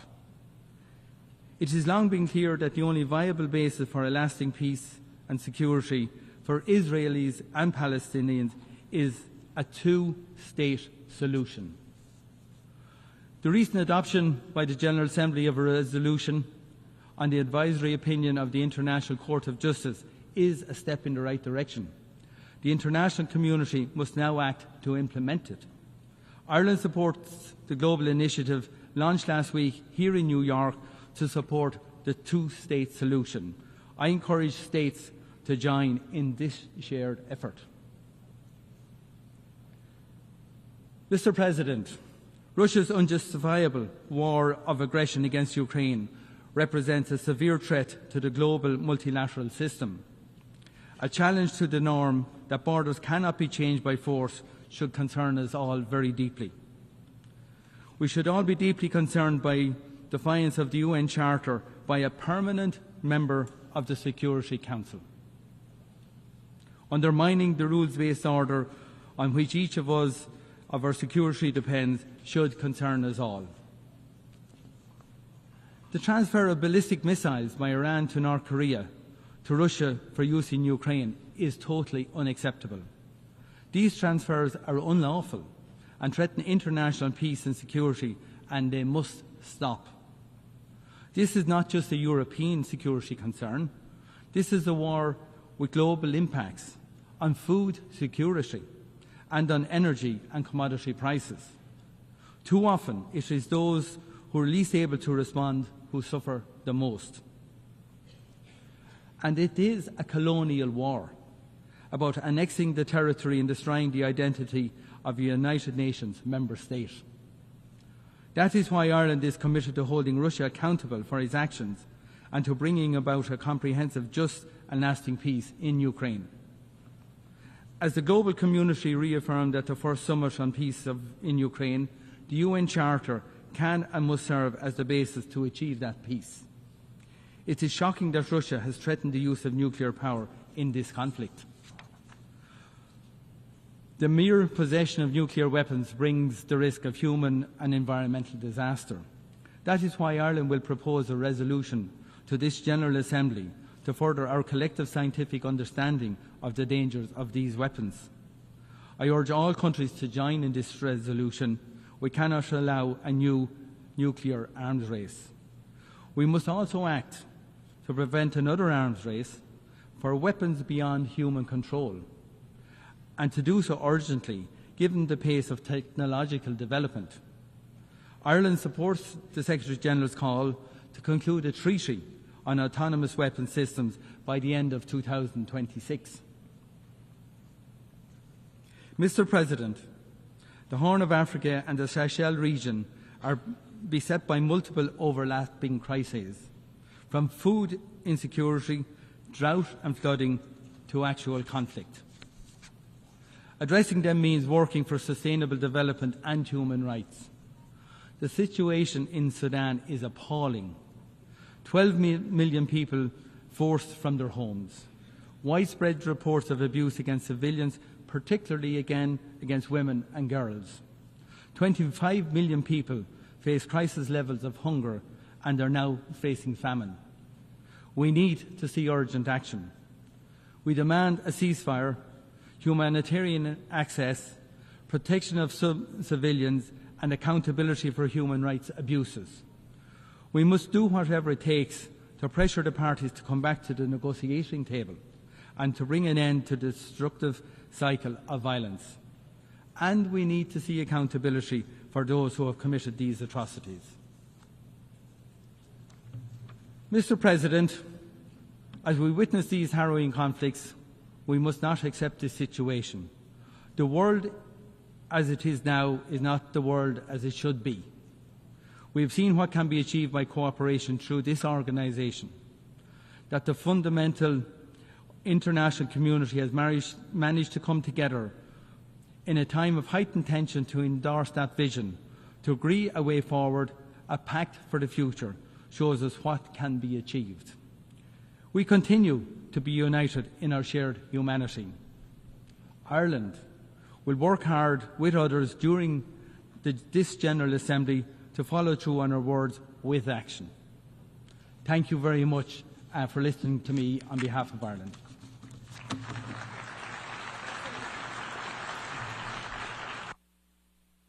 Muchas gracias al ministro de Estado de I Irlanda. thank His Excellency the Y doy Minister ahora of la State of palabra Ireland, al and I now give the excelentísimo floor to His señor Excellency Manuel José González, Mr. Manuel José viceministro de Relaciones Gonçalves, Exteriores y Cooperación Deputy Minister de for Foreign Mozambique. Affairs and Cooperation of Mozambique.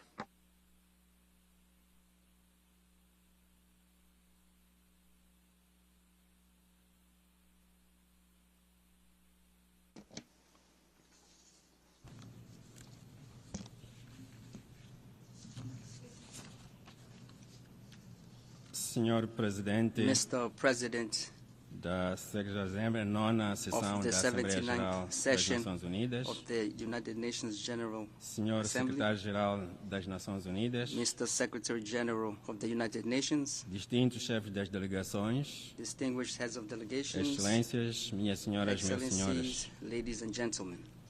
é com elevada honra que me It is dirijo with great a honor esta that magna I address Assembleia this august assembly e transmito a and Vossas convey to your Excelências excellencies e a todos os and all participantes nesta participants sessão in this session uma saudação especial de Sua a special Excelência Filipe greeting Jacinto from His Nyusi, Excellency Filipe Presidente Jacinto da Nyusi, República de President of Moçambique. the Republic of Mozambique. Felicitamos Sua Excelência We Philemon congratulate His Yang Excellency Philemon pela Yang eleição a presidente on desta his sessão election as president of this e session formulamos votos and wish de him sucessos success no in cumprimento do fulfilling seu mandato. his mandate. As nossas saudações Our greetings estendem-se are extended aos restantes membros to do the Bureau. other members of the Bureau. Asseguramos todo o nosso We apoio assure you of our no full desempenho support in das carrying suas out funções. their duties. Elogiamos igualmente We o also trabalho commend positivo realizado the pelo seu positive work antecessor, carried out by your predecessor, Sua Excelência His Embaixador Denis Excellency Francis, Ambassador Denis Francis, tendo contribuído para o which reforço da nossa contributed organização to the strengthening of para our uma maior abordagem da organization agenda de towards a paz greater approach e to the peace desenvolvimento. and development agenda. Uma palavra de grande apreço We extend endereçamos ao a word of Secretário-Geral great das Nações appreciation Unidas, to the Secretary Sua General Excelência of the António United Guterres, Nations, His Excellency Antonio pela Guterres, incansável dedicação for his e a tireless advocacia dedication and advocacy na promoção in do promoting multilateralismo multilateralism para a paz for global e segurança peace globais. and security. Senhor Presidente, Mr. President, a presente sessão da Assembleia the Geral current session of the General constitui Assembly uma oportunidade constitutes soberana a para o reforço sovereign do opportunity to multilateralismo, reinforce multilateralism, da nossa ação our coletiva para a collective consolidação action da to paz e consolidate segurança international internacionais peace and security e da estabilidade and global mundial em prol do and bem-estar global da security humanidade. for the well-being of Esses compromissos humanity. These renewed renovados commitments são reforçados pelas deliberações da Cimeira do Futuro e dos outros importantes eventos de alto nível recentemente realizados. Saudamos por isso o tema do nosso debate geral, que tem uma importância particular pela sua conexão com o futuro, que requer urgência no reforço da cooperação internacional, para, em conjunto, enfrentarmos os desafios com que a humanidade se confronta hoje, para a construção de um presente próspero e um futuro promissor para a humanidade. Estamos cientes que há escassos 6 anos terminará o prazo da Agenda 2030 e os progressos registrados na sua implementação são ainda tênues. Torna-se urgente a realização, a mobilização de recursos necessários para o seu financiamento, bem como para os outros objetivos de desenvolvimento acordados internacionalmente, de modo a alcançar os objetivos de desenvolvimento sustentável. Por isso, encorajamos a todos os Estados-membros a acelerar a materialização dos compromissos assumidos, incluindo o reforço da cooperação mutuamente vantajosa, para responder aos desafios prevalecentes, entre os quais o combate à pobreza, conflitos, terrorismo e mudanças climáticas.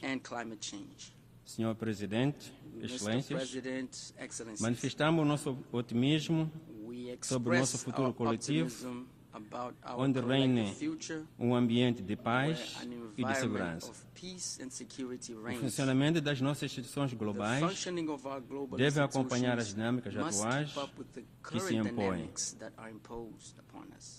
Assim, alinhamos-nos às vozes que defendem a urgência da reforma das Nações Unidas, sobretudo ao nível do Conselho de Segurança, para uma maior inclusão, particularmente dando voz permanente ao continente africano, corrigindo desta forma a injustiça histórica a que foi sujeito.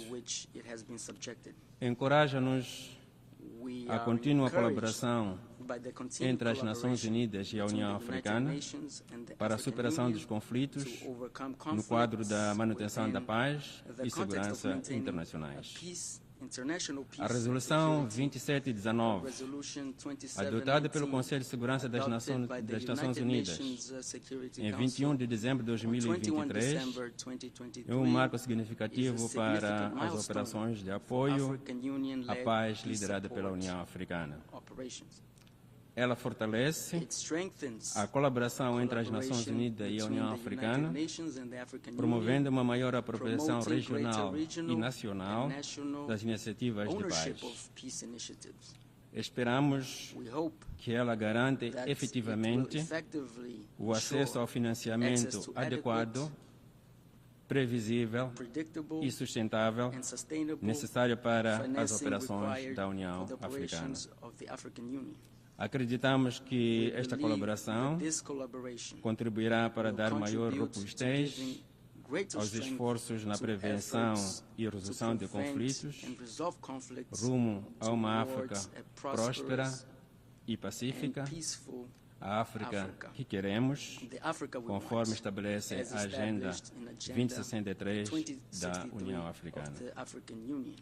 Senhor Presidente, Excelências, o concerto entre as nações tem sido execuível ao longo destes tempos pela observância coletiva dos objetivos e princípios sacrossantos da Carta das Nações Unidas, incluindo a defesa do direito à autodeterminação dos povos, respeito da soberania e a integridade territorial dos Estados. É profundamente preocupante a escalada de tensões e conflitos em vários quadrantes. Na Ucrânia, lamentavelmente, ainda não existem sinais encorajadores para o fim do conflito. Acreditamos que a via mais segura é o diálogo entre as partes. Compete-nos a todos, como membros das Nações Unidas, persuadir as partes em conflito a terminar as hostilidades e optar por um diálogo rumo à paz entre os dois países. No Médio Oriente, em violação dos princípios de direito internacional e direito humanitário internacional, o conflito continua a ceifar vidas humanas no seio da população civil, particularmente crianças, mulheres e idosos, bem como a destruir infraestruturas civis, provocando a tragédia, infelizmente, testemunhamos. Apelamos para a cessação das hostilidades e para a proteção de civis inocentes do conflito. A visão de existência de dois Estados soberanos, Israel e Palestina, como membros de pleno direito nas Nações Unidas, é a forma mais justa que garantirá a paz e estabilidade sustentáveis nesta região. Em África, inquieta-nos igualmente o conflito no Sudão, vitimando milhares de civis inocentes, incluindo refugiados, causando um desastre humanitário sem precedentes. Reiteramos os apelos às partes em conflito para o fim destas hostilidades e a necessidade de diálogo para a restauração da paz e estabilidade.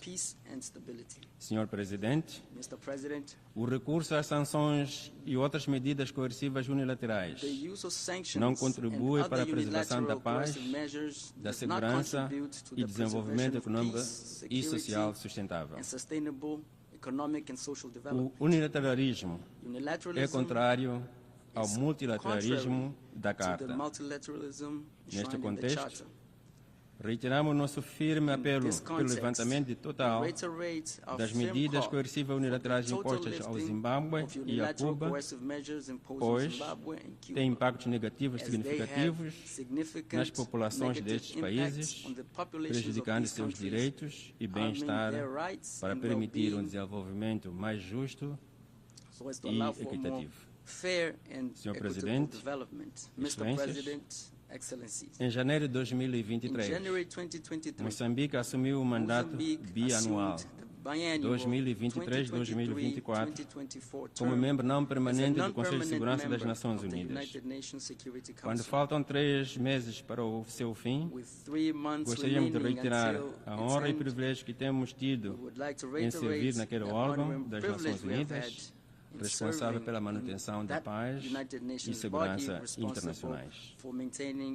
Nesses últimos 2 anos, Moçambique deu a sua direta contribuição para a paz e segurança no mundo, colaborando na abordagem de todos os temas da agenda do Conselho de Segurança, entre os quais salientando a paz e segurança em África, o combate ao terrorismo, mulher, paz e segurança e o nexo entre clima, paz e segurança. Presidimos o órgão em março de 2023 e em maio de 2024. Estamos na liderança do Ad Hoc Working Group for Preventing and Resolution of Conflicts in Africa. Terminaremos brevemente o nosso mandato. Reafirmamos o nosso compromisso de continuar a colaborar com vista à persecução dos desidratos que norteiam o Conselho de Segurança das Nações Unidas para o reforço da paz e segurança internacionais. Agradecemos por isso a todos os Estados-membros pelo apoio prestado a Moçambique durante o seu mandato e reafirmamos o compromisso com o multilateralismo e com os princípios e objetivos consagrados na Carta das Nações Unidas que guiaram o nosso mandato desde o seu início. Senhor Presidente, Excelências, Em Moçambique, In Mozambique, continuamos a consolidar continue to a nossa jovem consolidate democracia our e young cidadania, democracy and reforçando o citizenship, diálogo e procurando strengthening consensos dialogue and seeking consensus nos diversos fóruns de in the representação various participativa. fora of Nesse participatory espírito, representation. realizar-se-ão no dia 9 de outubro próximo as 7ª eleições presidenciais e legislativas e para as assembleias provinciais. No combate ao terrorismo na província de Cabo Delgado, a nossa atuação vigorosa contra este fenômeno tem resultado em progressos com o apoio da SADC e do Ruanda e de parceiros de cooperação internacional, não obstante os desafios prevalecentes. A este respeito, queremos reiterar o nosso apreço e gratidão a todos os parceiros bilaterais e multilaterais que não têm medido esforços no apoio que nos têm prestado no combate contra o terrorismo e para o restabelecimento da paz e tranquilidade das populações vítimas e para a reconstrução de infraestruturas econômicas e sociais nas zonas afetadas pelas ações terroristas. Adicionalmente, o nosso país tem enfrentado múltiplos e complexos desafios, que incluem a exposição a riscos associados às mudanças climáticas, tais como ciclones cíclicos, secas, cheias e inundações. Esses fenômenos causam, em média, perdas econômicas de 1,1% do PIB por ano. Senhor Presidente, Excelências, a terminar, reiteramos o compromisso do Governo da República de Moçambique para com a paz e segurança internacionais, fatores incontornáveis em prol do bem-estar da humanidade e de um mundo próspero. Muito obrigado.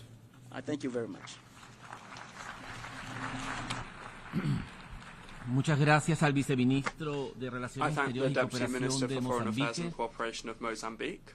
y doy ahora la palabra And I now give al the floor excelentísimo señor to Sheikh His Excellency Nayan Sheikh Al-Nayan, Shakbout Nayan Ministro de Al-Nayan, Estado para el Minister of Ministerio de State Asuntos Exteriores for the de Minister los of Foreign Emiratos Affairs Árabes of the Unidos. United Arab Emirates.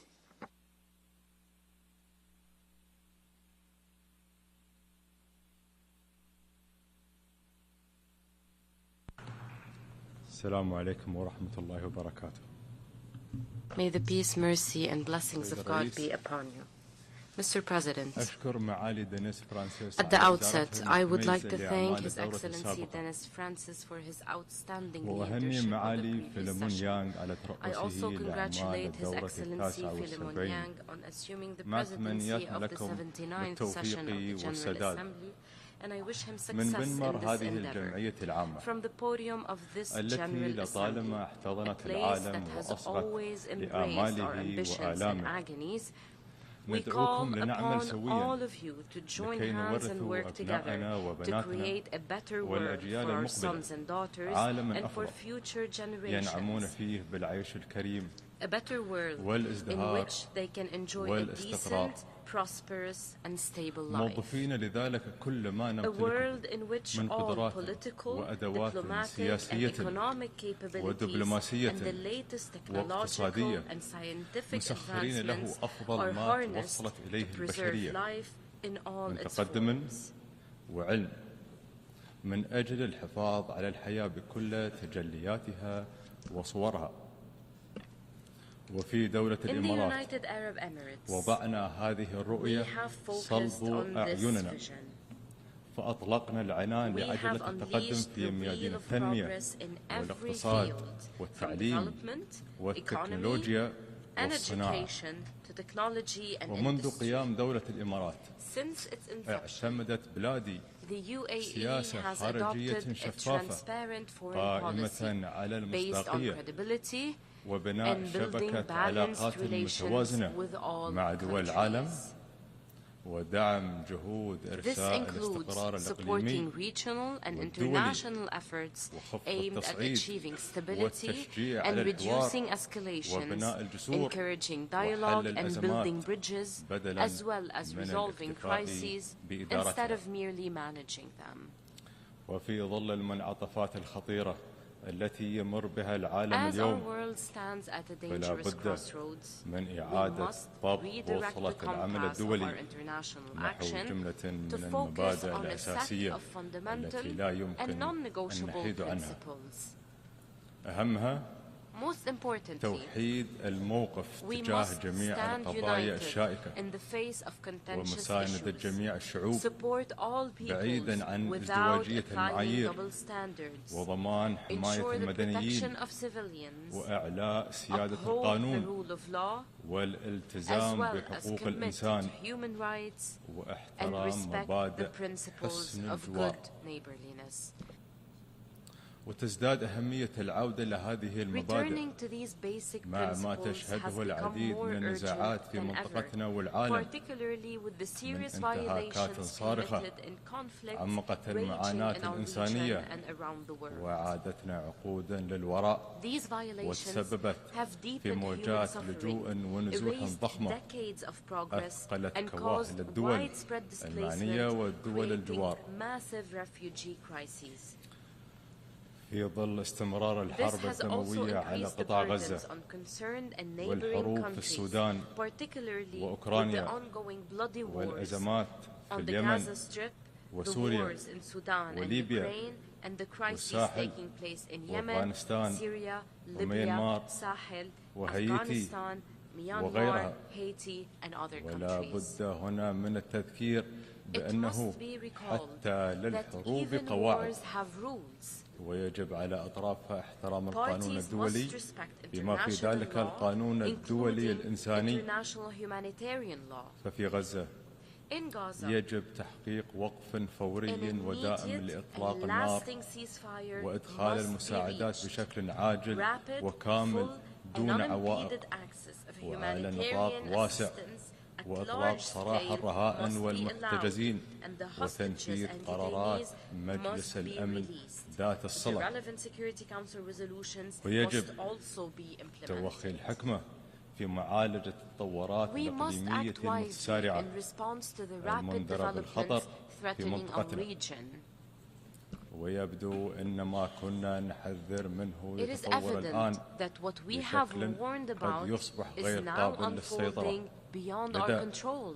نأسف لرؤية We الحرب regret to see the تمتد war إلى spread لبنان to Lebanon في الوقت الذي كنا at the نتطلع time when فيه we were للإعلان hoping عن for an التوصل announcement لصفقة about تنهي reaching الحرب a على deal غزة to end the war on Gaza. ولا يمكن القبول بتجاهل القرارات It is والآراء unacceptable to الاستشارية ignore the الصادرة عن decisions and أعلى advisory هيئة قضائية opinions أممية issued by the وهي highest محكمة judicial العدل body of the الدولية United بما في Nations, ذلك namely the تدابيرها International Court المؤقتة of Justice. This والمتصلة بالحرب includes على the غزة provisional measures issued by the court regarding the war on وندعو Gaza. الحفاظ على أمن In this وسلامة الشعوب context, we call for maintaining the وصون security الاستقرار and الإقليمي safety of والدولي people. We must بما في safeguard ذلك regional and أمن international طرق الملاحة stability, والتجارة including the الدولية security of وإمدادات international الطاقة navigation, trade خاصة routes, and مع energy استمرار supplies. الجماعات الإرهابية والمتطرفة This is especially في crucial استغلال in مآسي light of الشعوب continued لتحقيق attempts by terrorists مآربها and extremist السياسية groups to exploit people's suffering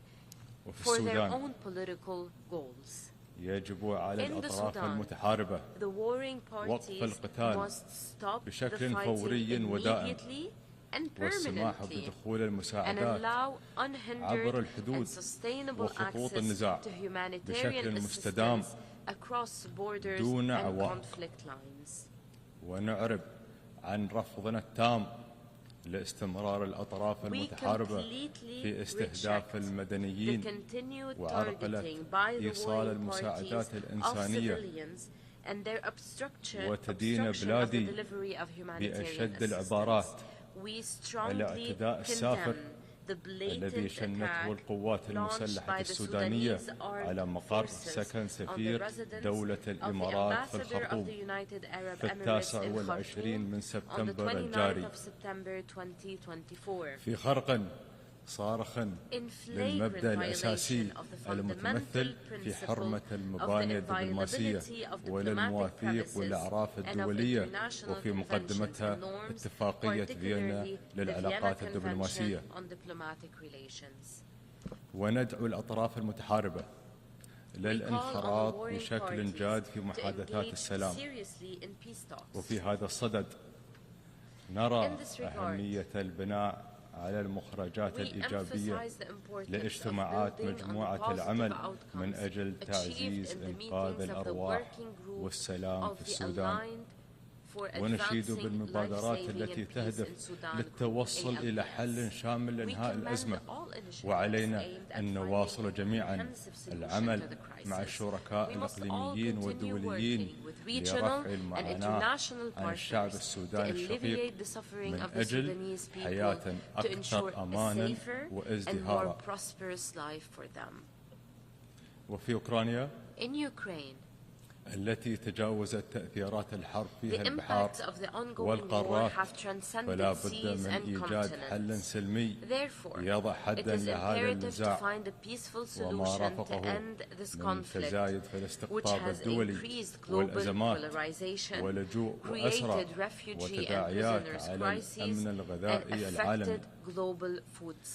ومن خلال تواصلنا المستمر مع كافة الأطراف ساهمت بلادي في الإفراج عن قرابة 2000 أسير حرب عبر جهود المساطة بين روسيا وأوكرانيا، ومستمرون بالدفع نحو الحوار وخفض التصعيد ودعم التعافي وإعادة البناء.